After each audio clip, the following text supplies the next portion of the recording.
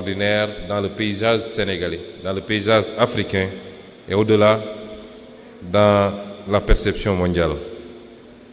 Et donc cette confiance n'est ni un privilège ni un honneur personnel.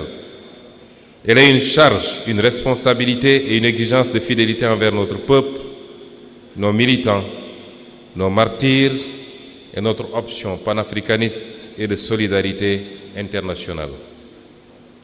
Jërëjëf a jaaraama njokko njal albarka emitey poyul. Je veux également saluer le travail remarquable accompli durant ce congrès. Des dizaines de contributions, de rapports, de thèses et de textes d'orientation ont été produits, discutés, amendés, puis adoptés dans un esprit de responsabilité militante et de profondeur politique. Cela montre une chose essentielle. PASTEF, les patriotes, n'est pas seulement une force électorale. Il est une force de pensée, d'organisation et de transformation. Je remercie chaleureusement le comité de pilotage du Congrès et le secrétaire général Mohamed Aïb Salim Dafé, qui en a été la cheville ouvrière si efficace. Les différentes commissions et leurs responsables et membres, les équipes techniques, les militants mobilisés jour et nuit, ainsi que tous ceux qui ont permis la tenue de cette rencontre historique dans un esprit de discipline, de fraternité et d'engagement. Il est évident que ce congrès, nous sommes à la première phase qui est technique et qui a procédé à l'élection du président du parti conformément au texte du parti. Il sera complété certainement demain par l'aspect populaire qui nous permettra de nous adresser de manière plus détaillée aux militantes, aux militants, aux sympathisantes, aux sympathisants, au peuple sénégalais et de donner des orientations beaucoup plus précises, notamment en langue nationale, pour nous faire comprendre ou mieux nous faire comprendre par l'ensemble de nos citoyens. Chers congressistes, chers invités, nous ne sommes pas réunis pour célébrer une victoire électorale comme on célèbre une fin.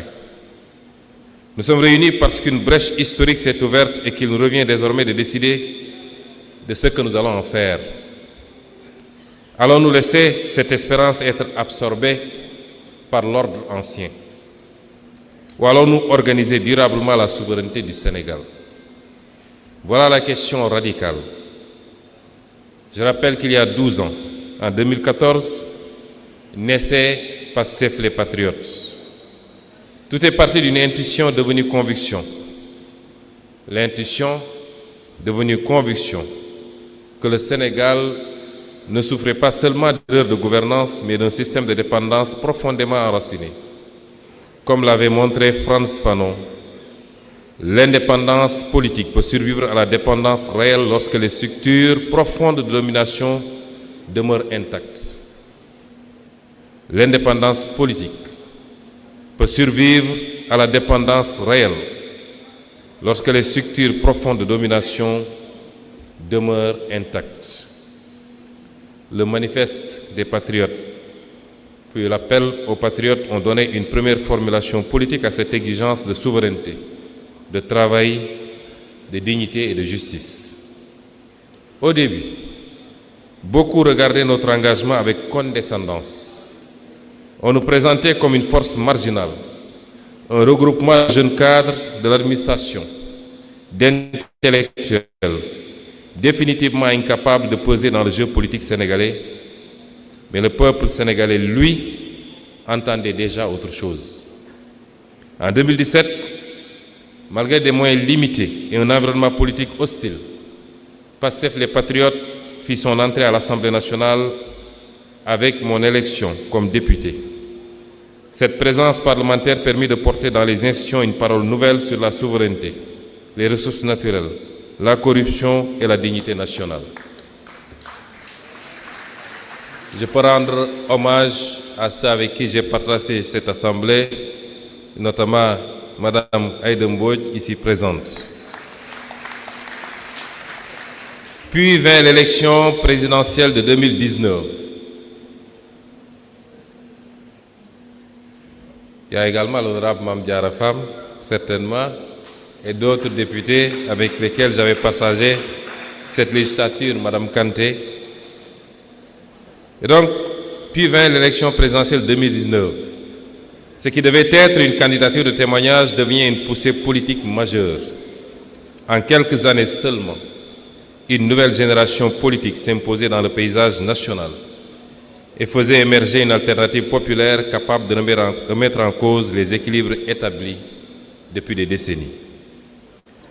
C'est à partir de ce moment que le système comprit que Pastef les Patriotes n'était plus un simple parti d'opposition, mais l'expression politique d'une crise profonde de l'ordre postcolonial sénégalais. Cette crise n'est pas seulement institutionnelle, elle est aussi morale, culturelle et historique, qui a appelé notre pays, comme tous les pays africains, à inventer sa propre voie historique. Dès lors, avec une constante renouvelée et une énergie entretenue par des forces internes et externes,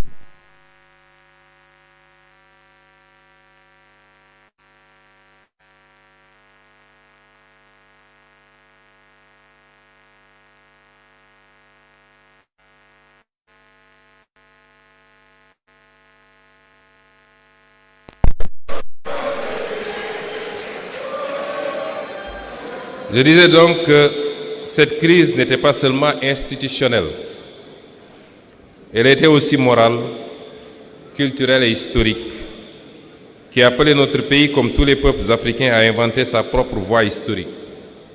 Dès lors, avec une constance renouvelée et une énergie entretenue par des forces internes et externes, nous sommes devenus une cible sur laquelle s'abattaient les foudres du système.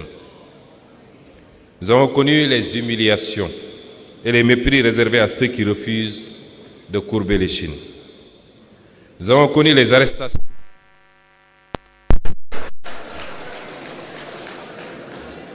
Nous avons connu les arrestations, les gaz lacrymogènes, les prisons, les campagnes de diffamation et le harcèlement judiciaire. Nous avons été dissous administrativement dans l'espoir d'arrêter une dynamique devenue nationale. Les appareils judiciaires, sécuritaires et administratifs, de même que certains médias, ont été mobilisés contre une opposition que le système ne parvenait plus à contenir. Nous avons vécu les restrictions d'Internet, les arrestations massives et les intimidations visant à faire taire une génération. Nous avons connu les tortures, les filatures, les barricades, les licenciements arbitraires, les blessures morales et physiques, dont le parti et le peuple vivent encore les terribles conséquences. Nous avons vu des dizaines de jeunes tomber sous les balles lors des manifestations. Plus de 80 morts selon plusieurs organisations de défense des droits humains. Mais plus la répression s'intensifiait, plus grandissait dans le pays la conviction qu'il ne s'agissait plus d'un affrontement politique ordinaire, mais de la confrontation entre un système en crise et un peuple qui refusait désormais de reculer. Et pourtant, Pastef les Patriotes n'a pas disparu.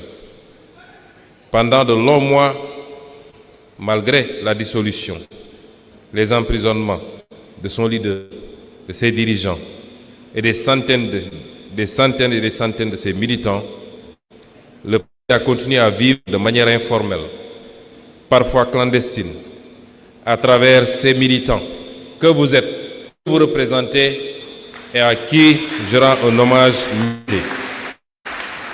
À travers ces cellules, ces réseaux et ces alliances, il a maintenu la flamme dans les quartiers, les villages, les universités, les stades, au sein de la diaspora et dans les espaces numériques. Il a poursuivi l'organisation, la formation et la préparation des échanges décisifs, notamment la bataille électorale de mars 2024. Ce que certains pensaient réduire en un simple appareil administratif s'était déjà transformé en force populaire. Et lorsque le décret de dissolution fut finalement abrogé en mars 2024, une vérité était apparue aux yeux de tous. Cette vérité, c'est qu'on peut dissoudre un parti sur le papier, mais on ne dissout pas une espérance devenue collective. Chères militantes et militants, nous avons connu ces longues nuits où l'on voulait convaincre notre peuple qu'il devait choisir entre la dignité et la stabilité. Nous avons vu nos jeunes mourir dans la mer, sur les routes désertiques du Sahara ou dans les rues. Nous avons vu des diplômés errer sans emploi pendant que les richesses du pays quittaient nos ports. Nous avons vu des paysans produire sans vivre dignement de leur travail. Nous avons vu des mères renoncer à des soins pour elles-mêmes ou leurs enfants, faute d'argent. Nous avons vu des citoyens perdre confiance dans une justice qu'ils ne reconnaissaient plus comme la leur. Et lorsque le peuple s'est levé, lorsque la jeunesse a décidé d'entrer dans l'histoire, nous avons vu la répression s'abattre sur elle. Mais le peuple sénégalais n'a pas reculé. De 2021 à 2024, quelque chose de profond s'est produit dans notre pays. Une conscience nouvelle était née. Une conscience nouvelle est née. Le peuple a cessé d'être un simple électorat pour devenir un sujet politique actif. Ce moment marque l'entrée consciente d'un peuple dans l'histoire. Cette irruption populaire que les grandes luttes africaines de libération ont toujours portée au cœur de leur espérance. Thomas Sankara rappelait qu'un peuple conscient et organisé devient une force historique impossible à contenir durablement. Cette séquence historique a débouché sur ce que beaucoup croyaient impossible, une révolution démocratique portée par les urnes. Nos victoires électorales de 2024 n'ont pas été des accidents. Elles ont été l'aboutissement politique d'un long processus de mobilisation populaire. Un long et patient processus. Un long et difficile processus de mobilisation populaire. Mais, mes frères et sœurs, l'histoire nous enseigne une chose: les peuples peuvent conquérir le pouvoir sans parvenir à transformer l'État. Les peuples peuvent conquérir le pouvoir sans parvenir à transformer l'État. Les révolutions peuvent être détournées, absorbées ou vidées de leur contenu lorsqu'elles ne se dotent ni d'une doctrine, claire, ni d'une organisation capable d'inscrire le changement dans la durée. Et c'est pourquoi ce congrès est historique, 2 ans après notre accession aux responsabilités les plus élevées. Car il marque le passage d'un mouvement de rupture au parti de transformation historique, autrement dit, au parti révolutionnaire. Notre responsabilité est désormais claire: organiser la souveraineté. La souveraineté ne se décrète pas, elle s'organise.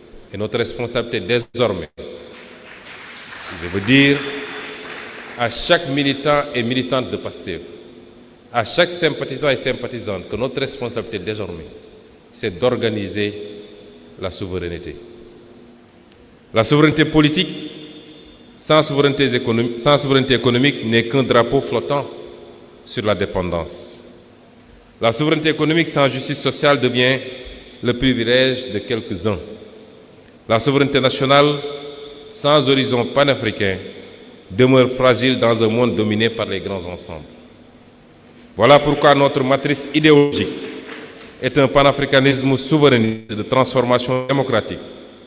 Nous nous inscrivons ainsi dans la continuité des grands combats intellectuels et politiques africains, de Cheikh Anta Diop à Amilcar Cabral, en passant par Kwame Nkrumah, qui avait compris que la souveraineté ne pouvait être ni seulement juridique, ni seulement symbolique, mais elle devait être culturelle, économique et politique. Le panafricanisme, parce que l'Afrique fragmentée reste vulnérable. La souveraineté, Parce qu'aucun peuple ne peut être libre quand d'autres décident à sa place. La transformation, parce que les structures héritées de la domination ne disparaissent pas d'elles-mêmes. C'est illusoire de penser que les structures héritées de la domination périraient par elles-mêmes. Il faut une action vigoureuse, concertée, pour les faire périr. La démocratie, parce que le peuple doit demeurer la source permanente de la légitimité politique. Nous refusons deux impasses, que sont le réformisme tiède qui administre les dépendances sans les combattre, mais nous refusons également le volontarisme autoritaire qui prétend parler au nom du peuple tout en l'éloignant des décisions. Aucune de ces options n'est nôtre. Notre voie est celle d'une révolution démocratique, populaire et souveraine.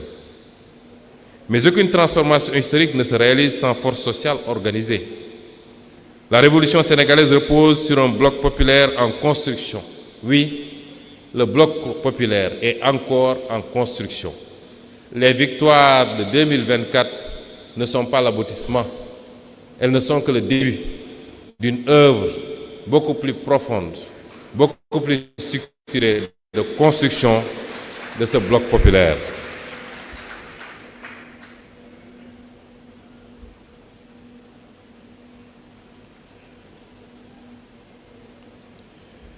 Cette jeunesse qui a refusé la résignation, ces travailleurs du secteur formel et informel qui produisent les richesses du pays sans toujours en recevoir les fruits, ces femmes, ces braves femmes qui portent les solidarités sociales et l'économie quotidienne, ces paysans, ces pêcheurs, ces artisans, ces enseignants, ces agents publics, ces sportifs, ces intellectuels, artistes, acteurs culturels, mais aussi ces spiritualités populaires qui continuent de structurer la société sénégalaise en profondeur. Les femmes du bois sacré, les ndongodara,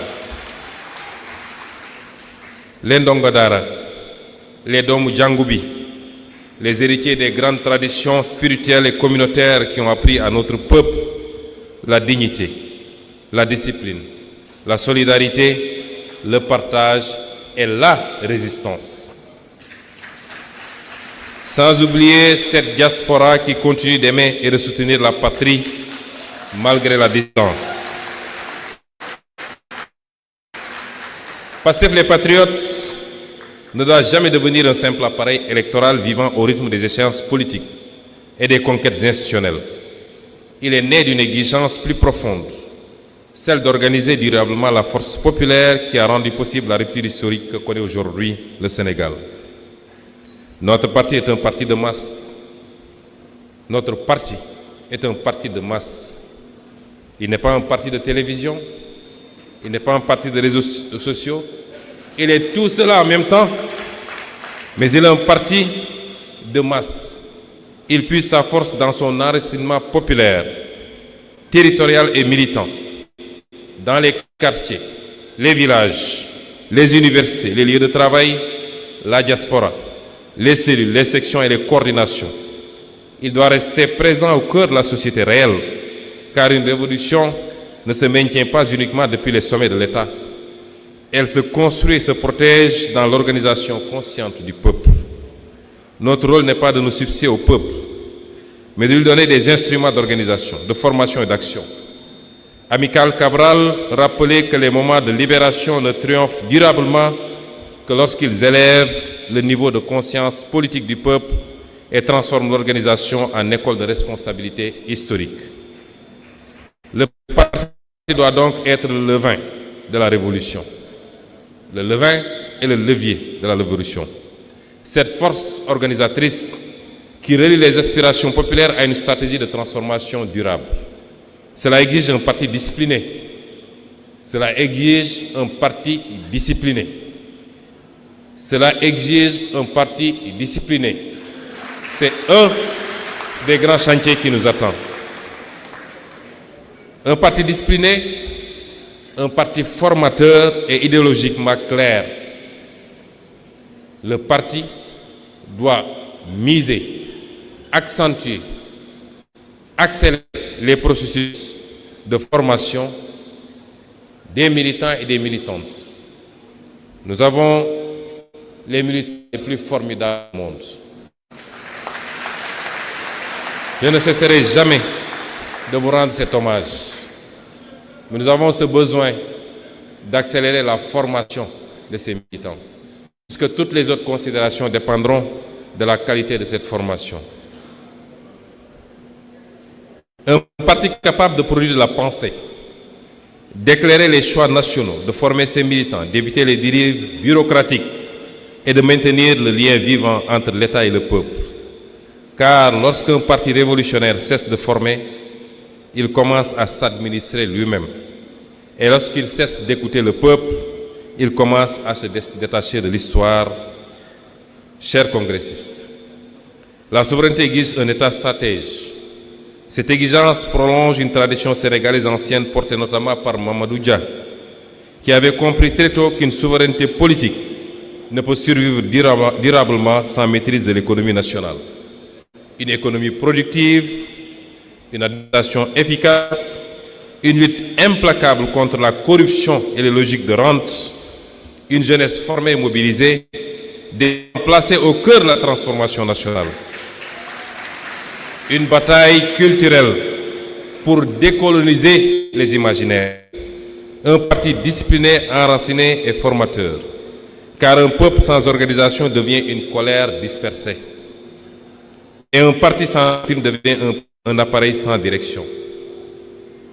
Chers frères et sœurs d'Afrique et du monde, votre présence parmi nous, comme je l'ai dit à l'entame de mon propos, donne à ce congrès une portée qui dépasse les frontières du Sénégal.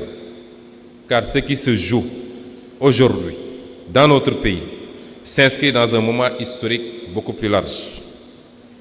Le monde traverse une phase de basculement. L'ordre international hérité de la fin de la guerre froide se fragilise. Les certitudes du néolibéralisme vacillent. Les tensions géopolitiques se multiplient, tandis que les inégalités, les crises climatiques, les crises migratoires et les logiques de prédation aggravent la fragilité des peuples du Sud. Oui, nous réaffirmons notre ancrage dans ce Sud global.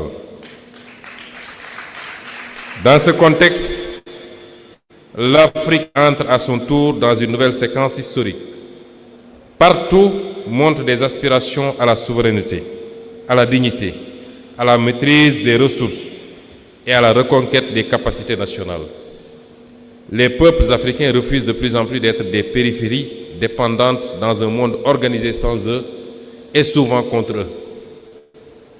Cette aspiration rejoint le long combat mené par Cheikh Anta Diop pour restituer à l'Afrique sa centralité historique, scientifique et civilisationnelle, et par beaucoup d'autres, les Théophile Obenga et beaucoup d'autres scientifiques. Notre sous-région traverse des tensions profondes, crise sécuritaire, instabilité politique, intervention extérieure, fragilisation économique et sociale. Et je veux attirer l'attention que notre révolution est guettée aujourd'hui justement par ces interventions extérieures. Tout ce qui se passe actuellement au Sénégal ne relève pas seulement de considérations endogènes. J'y reviendrai plus largement dans d'autres développements. Mais je veux vous rassurer également que cette fois-ci, aucun projet de sabotage de cette révolution n'aboutira parce que le peuple, debout, à côté de PASTEF, donnera les garanties qu'il faut pour qu'enfin nous puissions libérer notre pays. Le Sénégal entend prendre toute sa place dans cette réflexion historique. Nous partageons avec les peuples africains la même aspiration à la souveraineté et à la dignité. Mais nous voulons également montrer qu'il est possible de porter une dynamique de rupture dans un cadre démocratique, populaire et institutionnel. Notre ambition est de contribuer à l'émergence d'une Afrique souveraine, stable, productive, solidaire et respectée dans un monde juste et un monde de paix. Oui, chers congressistes, Notre révolution veut transformer profondément l'État. Se battre pour arriver au pouvoir est une chose, mais transformer fondamentalement l'État pour le libérer de ses configurations anciennes en est une autre. Notre révolution veut conquérir la souveraineté sans fermer le Sénégal au monde. Elle veut remettre l'économie au service du peuple, sans substituer une prédation nouvelle à l'ancienne, sans remplacer un drapeau par un autre. Elle veut réhabiliter le travail, la dignité et la justice sociale dans une société trop longtemps organisée autour de la dépendance et de la rente. En vérité, aucune révolution n'avance en ligne droite. Toutes les expériences historiques de transformation ont connu leur hésitation, leur contradiction, leur tentation de ralentissement, de ressentage ou de détournement une fois confrontés à l'exercice du pouvoir et aux tentatives inéluctables de restauration de l'ordre ancien. Il arrive parfois que certains, au sommet de l'État, soient tentés de prendre la distance avec la dynamique populaire qui les a portés au nom de la stabilité, des équilibres institutionnels ou des contraintes du moment. Et souvent, pour des raisons beaucoup plus obscures. Ce risque existe dans toute révolution. La nôtre n'en fait pas exception et ce qui se passe sous nos yeux en est une confirmation. Mais nous devons être clairs. La révolution sénégalaise ne repose pas sur des trajectoires individuelles. Elle a été construite sur un socle solide qui est Pastef les Patriotes, accompagné par des partenaires. Elle n'a jamais été bâtie sur la base de trajectoires individuelles. Et ce socle solide qui est Pastef est réuni aujourd'hui ici, sans exception. Et tout ce qui se trouvera en dehors de ce socle ne peut en aucune manière représenter Pastef les Patriotes.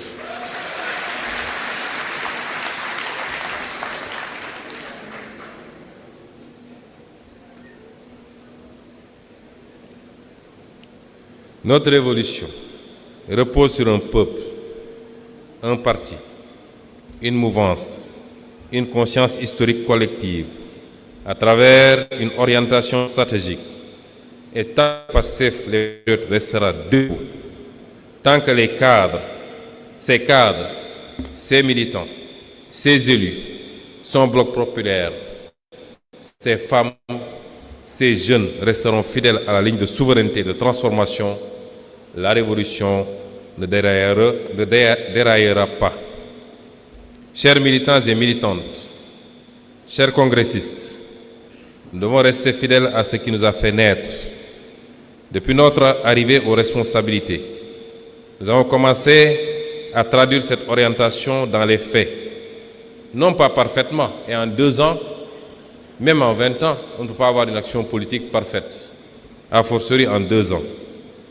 Non pas sans difficulté également, parce que vous savez tous l'héritage budgétaire et financier catastrophique qui a été le nôtre. Mais avec une ligne claire, de remettre l'État au service du peuple et replacer la souveraineté au cœur de l'action publique. Nous avons choisi la vérité plutôt que la dissimulation en révélant l'ampleur réelle de la situation financière héritée du passé. Nous avons engagé une politique de rationalisation de l'État et commencé à remettre la production, le travail et la souveraineté économique au centre des priorités nationales. Nous avons adopté une ligne intransigeante pour la transparence dans la gestion publique en luttant contre toutes les formes de corruption. Toutes les formes de corruption et pour la reddition des comptes, nonobstant les sabotages internes dictés par des calculs politiciens. Nous avons également entrepris la renégociation de plusieurs contrats dans tous les secteurs, et notamment les secteurs miniers, pétroliers et gaziers, afin que les ressources du Sénégal profitent davantage au peuple sénégalais. Car un peuple ne peut parler de souveraineté lorsque ses richesses financent d'abord la prospérité des autres, pendant que ses propres populations croulent sous l'endettement, la pauvreté et la précarité. Nous avons accordé nos priorités aux véritables secteurs stratégiques pour une souveraineté agricole, alimentaire, énergétique, sécuritaire et j'en passe, plutôt qu'aux investissements de prestige. Nous avons refusé les dictats exogènes et recouru à des mécanismes endogènes et citoyens de financement de nos politiques publiques pour faire face aux conséquences désastreuses des errements du passé. Nous avons refusé de sacrifier le pouvoir d'achat du peuple déjà durement éprouvé sur l'autel d'un ajustement sauvage. Nous avons commencé à réhabiliter notre mémoire nationale, à réintégrer nos dépendances et à replacer les intérêts du Sénégal au cœur des décisions publiques. Ce ne sont pas encore des aboutissements. En 2 ans, cela est impossible. Ce sont les premiers déplacements d'un État qui commence à sortir progressivement des logiques héritées de la dépendance. Pastef les Patriotes n'a pas été créé pour gérer l'ordre ancien avec des visages nouveaux. Nous ne sommes pas lancés en politique. Nous ne sommes pas battus pour conquérir les rênes du pouvoir, pour venir gérer ce pouvoir sur la base des mécanismes de l'ordre ancien avec seulement des visages nouveaux. Durant les périodes d'opposition, je vous disais que notre but n'est pas seulement de remplacer des hommes par des hommes en laissant le système intact. Je préfère même laisser les hommes plutôt que de changer le système plutôt que les hommes, parce que si le système est bien réglé, les hommes sont obligés de suivre. Pastef n'a pas été créé donc pour gérer l'ordre ancien avec des visages nouveaux. Mais il n'a pas été créé également pour revendiquer un socle Pastef sans Pastef.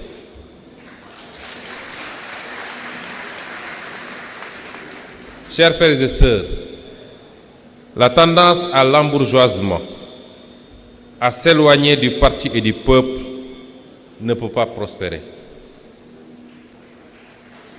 Pastef a été créé pour dépasser l'état postcolonial et reconstruire le Sénégal autour du travail, de la dignité, de la justice et de la souveraineté. Chères militantes, chers militants, chers congressistes, de nouveau, nous ne devons jamais oublier le sacrifice de ceux grâce à qui ce moment historique a été rendu possible.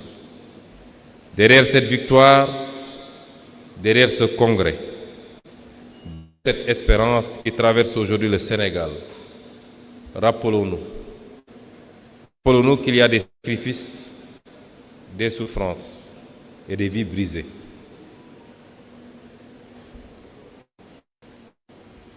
Nous pensons à tous ceux qui ont été arrêtés, emprisonnés, blessés, humiliés pour leur engagement. Nous pensons à ces familles qui ont vécu l'angoisse des disparitions, des procès et de la répression. Mais nous pensons surtout à nos martyrs, à ces jeunes tombés dans les manifestations, souvent au seuil de leur vie, parce qu'ils avaient décidé de refuser l'injustice. Ils avaient décidé de refuser le mépris et la confiscation de leur avenir.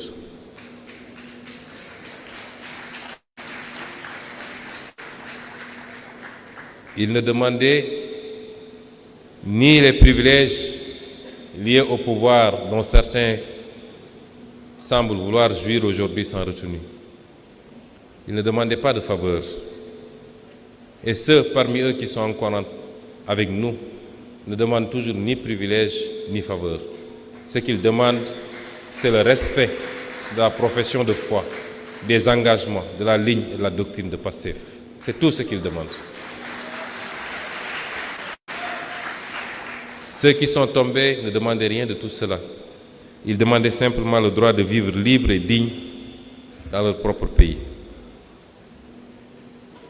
Je veux dire ici que leur mémoire doit nous obliger. Aucune logique politique ou politicienne, aucune volonté de plaire ne doit justifier qu'on piétine aujourd'hui la mémoire de ces jeunes en leur refusant la justice.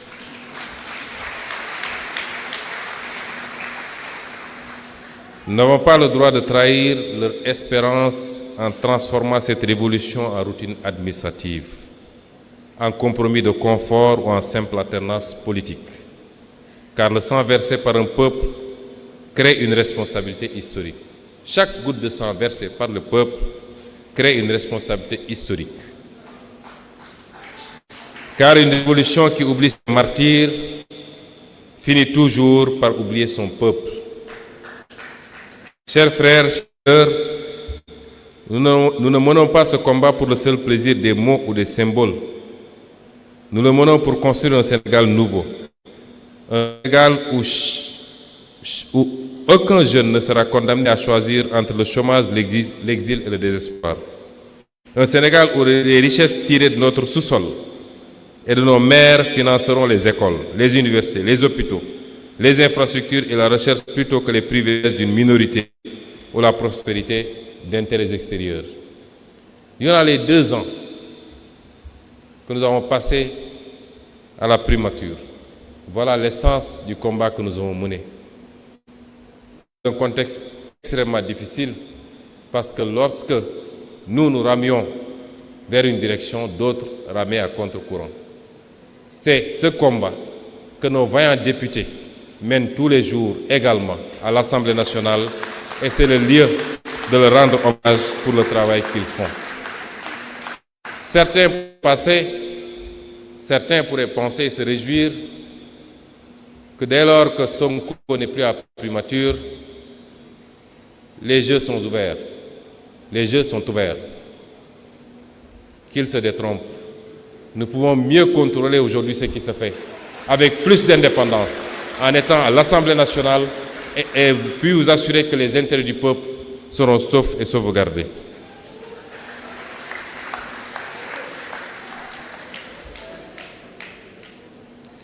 Notre ambition est de bâtir un pays où le paysan vit dignement de la terre, où les ressources halieutiques sont préservées pour nos pêcheurs et où le génie de nos artisans et entrepreneurs patriotes transforme et crée la richesse sur place.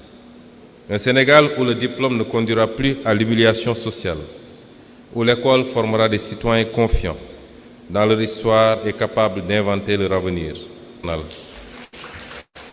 Où les jeunes auront accès au savoir et à la responsabilité, à la culture, au travail. Un Sénégal où l'administration servira le citoyen avec efficacité et dignité, où la justice inspirera confiance, où la corruption cessera d'être perçue comme une fatalité. Nous voulons enfin un Sénégal réconcilié avec lui-même, fier de ses langues, de ses cultures, de ses spiritualités et de son histoire. Un Sénégal capable de dialoguer avec le monde sans se renier, de coopérer sans se soumettre et d'avancer vers l'avenir sans tourner le dos à l'Afrique. Nous sommes à un tournant de l'histoire. Les générations futures nous demanderont si nous avons eu le courage d'aller jusqu'au bout. Oui, elles nous le demanderont. Les générations actuelles nous le demandent déjà. Car le plus difficile n'est pas toujours de conquérir le pouvoir, comme je l'ai dit au début de mes propos. Le plus difficile est de rester fidèle à la mission pour laquelle le peuple vous l'a confiée. Nous n'avons pas donc le droit de devenir une élite de remplacement. Ces bourgeoisies nationales qui remplacent la domination sans transformer les structures qui la produisent. Nous n'avons pas le droit de transformer la révolution en carrière. Et je veux ici saluer le courage, la dignité de beaucoup de militants de PASTEF qui ont démontré que notre révolution n'est pas une affaire de carrière. Je vous parlais de ces dignes ministres qui ont préféré garder la ligne du parti plutôt que de se compromettre. Je vous parlais de ces directeurs généraux qui ont préféré rester sur la ligne du parti ou une partie de la ligne du parti plutôt que de se compromettre. Et de tout autre qui aura été démis dans les jours, mois à venir, simplement parce qu'il a refusé de dire oui à la trahison de son peuple. Refuser de dire oui à la trahison des idéaux de sa formation politique. Nous n'avons pas donc le droit de laisser la prudence devenir un autre nom du renoncement. Nous devons garder vivant ce qui a porté notre combat, des notions avec lesquelles nous avons tous grandi, qu'on nous a tellement ressassées, que sont le djom, le ngor, le burok, le kersa, le sens du mbok, le teddungal, la teranga, le fulla, autant de notions qui font la dignité et qui fondent l'identité sénégalaise. Quelle que soit l'ethnie ou la religion, quelle que soit la région, nous partageons ces valeurs très fortes. Rien ne doit justifier que nous les trahissions et surtout pas l'exercice du pouvoir.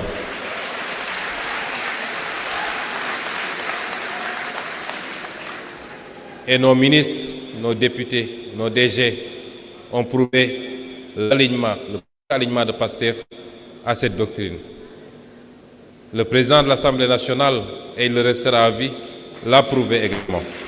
Nous sommes un peuple de djom, de ngor, de travail, et ici j'utilise tout le burok, de kersa, de sens du mbok, de teddungal et de teranga.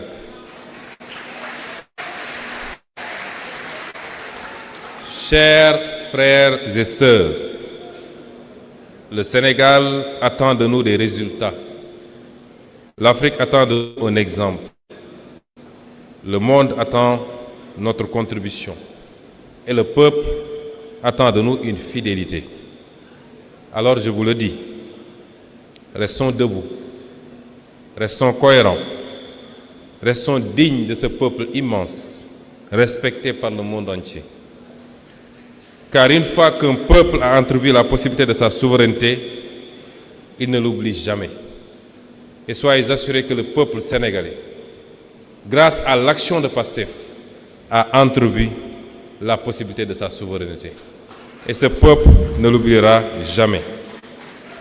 Organisons donc la souveraineté, comme je vous l'ai dit, c'est la thématique principale de ce congrès. Organisons-la, cette souveraineté. Puisque les ennemis et les adversaires de cette souveraineté ne mèneront aucun effort pour tuer le projet PASTEF dans l'œuf, y compris à travers une action venant de l'intérieur. Organisons-la parce que les semaines, les mois et les années à venir ne seront pas faciles.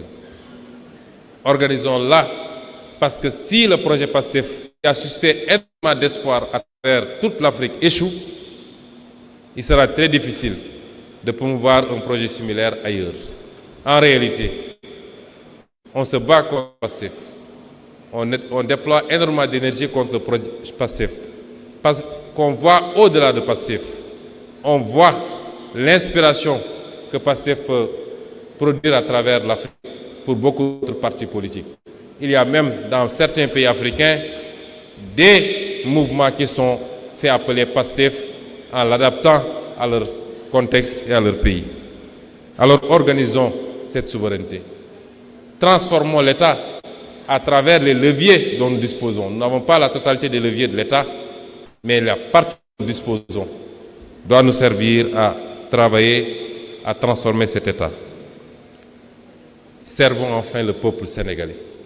N'ayons comme viatique, comme obsession, que de servir le peuple sénégalais. Rien d'autre que de servir le peuple sénégalais. Et faisons entrer définitivement le Sénégal dans le temps de sa liberté historique. Vive le Sénégal, vive l'Afrique. Je vous dis merci et à la prochaine fois. Merci beaucoup. Mbokk yi